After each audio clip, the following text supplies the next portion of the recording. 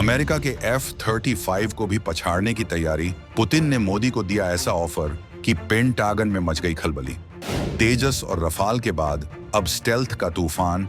भारतीय वायुसेना के बेड़े में शामिल होगा 5वीं पीढ़ी का असली बादशाह। सोर्स कोड मिलते ही बदल जाएगी युद्ध की तस्वीर। पाकिस्तान के रडार तो क्या, उसकी सोच भी नहीं पकड़ पाएगी भारत की रफ्तार। नई दिल्ली के रक्षा गलियारों में इस वक्त एक ऐसी फाइल घूम रही है जिस पर लिखी इबारत अगर हकीकत में बदल गई तो एशिया का पूरा शक्ति संतुलन हमेशा के लिए भारत के पक्ष में झुक जाएगा। अब तक हम फाइटर जेट्स खरीदते थे, उन्हें उड़ाते थे, और अगर कोई बड़ी खराबी आ जाए या अपग्रेड करना हो तो हमें बनाने वाले देश के सामने हाथ फैलाने पड़ते थे। लेकिन रूस ने अब एक ऐसा पासा फेंका है जिसने पूरी दुनिया को चौंका दिया है। ये खबर सिर्फ एक फाइटर जेट खरीदने की नहीं है, ये खबर है उस ब्रह्मास्त्र की तकनीक पर पूरा कब्जा जमाने की जिसके लिए चीन और पाकिस्तान तरसते रह जाएंगे। रूस ने भारत के सामने अपनी सबसे बेहतरीन और सबसे गुप्त मशीन 5वीं पीढ़ी के स्टेल्थ फाइटर Su-57E को प्लेट में सजाकर रख दिया है।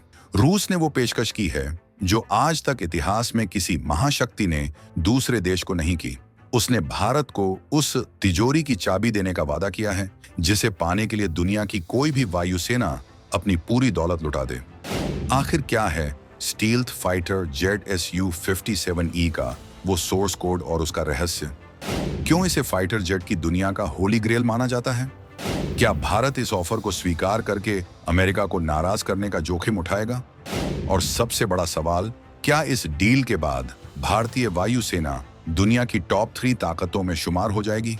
हम आपको बताएंगे इस धमाकेदार खबर की पूरी कहानी, तो बने रहिएगा वीडियो पर। और इस संबंध में आपके जो भी विचार हों कमेंट में लिखकर जरूर बताइएगा। चलिए सबसे पहले इस पहेली को सुलझाते हैं कि आखिर ये सोर्स कोड चीज क्या है जिस पर इतना हंगामा बरपा है। आसान भाषा में समझिए, आज के दौर के फाइटर जेट सिर्फ लोहे और एल्यूमिनियम के ढांचे नहीं होते, वो उड़ते हुए सुपर कंप्यूटर होते हैं। उन्हें कैसे उड़ना है, रडार को कैसे चकमा देना है, मिसाइल कब छोड़नी है, दुश्मन को कैसे पहचानना है, ये सब कुछ सॉफ्टवेयर तय करता है। अब तक होता ये था कि जब हम अमेरिका या फ्रांस से जहाज लेते थे तो वो हमें जहाज तो दे देते थे लेकिन उसका सॉफ्टवेयर लॉक रखते थे। मतलब अगर हम चाहें कि उसमें अपनी बनाई हुई अस्त्र मिसाइल लगा दें या रडार की फ्रीक्वेंसी बदल दें तो हम नहीं कर सकते थे। हमें उनके पास जाना पड़ता था, मोटा पैसा देना पड़ता था और उनकी मर्जी का इंतजार करना पड़ता था। इसे कहते हैं ब्लैक बॉक्स। आप सिर्फ इस्तेमाल करो, अंदर क्या है ये मत पूछो। लेकिन रूस ने Su-57E के साथ भारत को इसका सोर्स कोड देने की बात कही है। इसका मतलब है कि भारत को इस जहाज के दिमाग का पूरा कंट्रोल मिल जाएगा। अगर हमारे वैज्ञानिक चाहें तो कल को इस रशियन जेट में भारतीय रडार लगा सकते हैं, भारतीय नेविगेशन सिस्टम लगा सकते हैं या फिर इजरायली मिसाइलें भी फिट कर सकते हैं। हमें रूस से पूछने की भी जरूरत नहीं पड़ेगी। ये ठीक वैसा ही है जैसे आप एक मोबाइल खरीदें और आपको उसके ऑपरेटिंग सिस्टम को बदलने की पूरी आजादी मिल जाए। सोचिए, एक ऐसा स्टेल्थ फाइटर जिसकी बॉडी रशियन हो, इंजन रशियन हो, लेकिन दिमाग और हथियार पूरी तरह मेड इन इंडिया हो। ये आजादी किसी और देश के पास नहीं है, न पाकिस्तान के पास जिसे चीन अपने J-10 के कोड नहीं देता, और न ही जापान या ब्रिटेन के पास जिन्हें अमेरिका F-35 के कोड नहीं देता।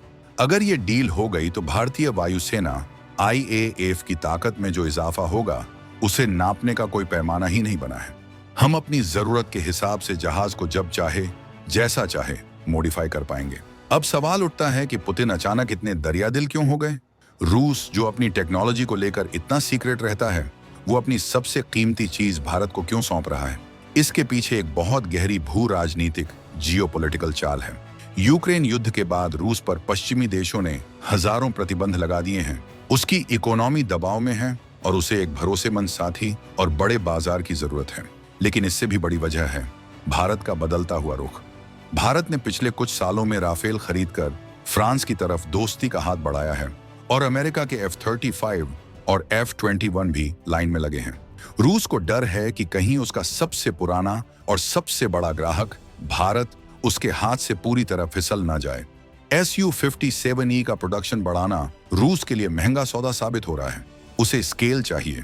अगर भारत जैसा बड़ा देश इसे खरीदता है तो रूस को पैसा भी मिलेगा और साख भी। रूस जानता है कि भारत अब सिर्फ खरीदार नहीं रहा, वो साझेदार बन गया है। मेक इन इंडिया के तहत भारत अब अपनी शर्तों पर डील करता है। इसलिए रूस ने वो पत्ता फेंका है जिसका जवाब अमेरिका के पास भी नहीं है। अमेरिका कभी भी अपने F-35 का सोर्स कोड भारत को नहीं देगा। वो अपनी टेक्नोलॉजी पर कुंडली मारकर बैठता है। रूस ने इसी कमजोरी पर चोट की है। वो कह रहा है, देखो, अमेरिका तुम्हें सिर्फ हथियार देगा, लेकिन हम तुम्हें उस हथियार का मालिक बना देंगे। ये भारत की संप्रभुता को सम्मान देने वाला दांव है।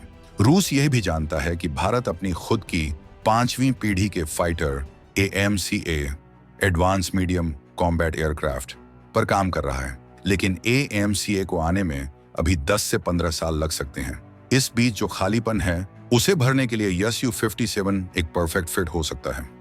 Su-57E बनाम J-20, आसमान का असली सुल्तान कौन? अब जरा मैदान जंग की बात करते हैं।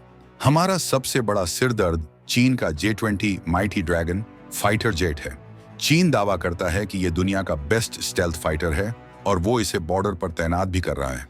पाकिस्तान भी अपनी छाती पीट रहा है कि उसे चीन से J-31 या तुर्की से कान मिल जाएगा।